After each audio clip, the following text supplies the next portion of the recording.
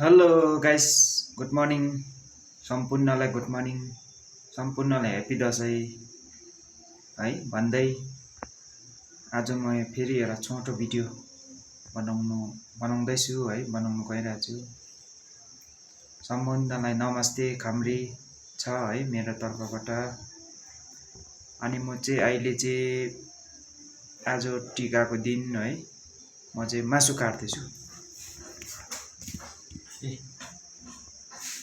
खसी मासु काट्दैछु है, खसी मासु काटिँदैछ।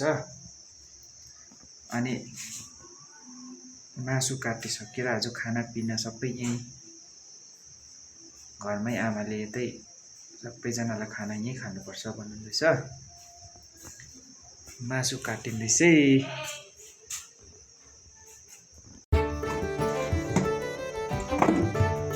खसी मासु यति छ है। खसी मासु चाहिँ यहाँ चाहिँ अब लगभग यो चाहिँ सुकेको मासु हो। यहाँ चाहिँ 20 केजी भन्दा पनि बेसी छ मासु।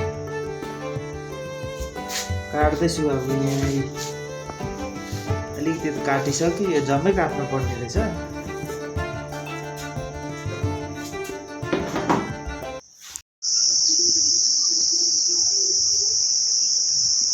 यस गाइस, अलैँची हेर्नुहोस् है, अलैँचीको भ्यू। अलैँची हेर्नुहोस्। यसपालि चाहिँ यो अलैँची चाहिँ यति बेसी फलेछ हेर्नुहोस्। यस्तो मैदानमा चाहिँ यो चाहिँ आलु रोप्ने मैदान थियो उहिले, अहिले अलैँची यस्तो रहेछ।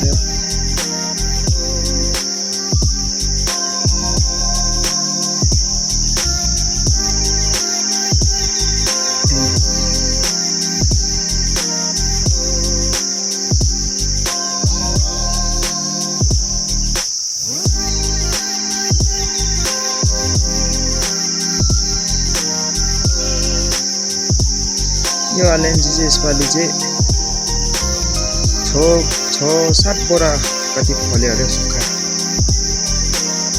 हेर्नुहोस्, उता पनि पुरा टाप ठुलो छ। उता यो बरको रुखको घरसम्म जाँदो रहेछ।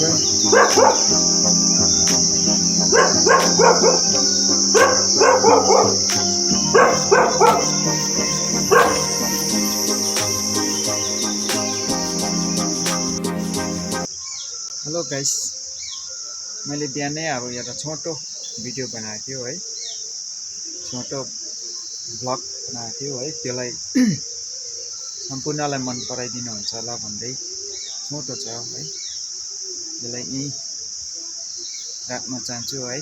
फेरि नेक्स्ट आउँदैछ है, मेरो फेरि नेक्स्ट भिडियो आउँदैछ टिकाहरू लाउँदै गरेको है। भरे आमाहरूले अब आशीर्वाद दिँदै गरेको। अहिले चाहिँ यो चाहिँ मैले बिहान अब कम्ती छोटो एउटा भिडियो बनाएको है।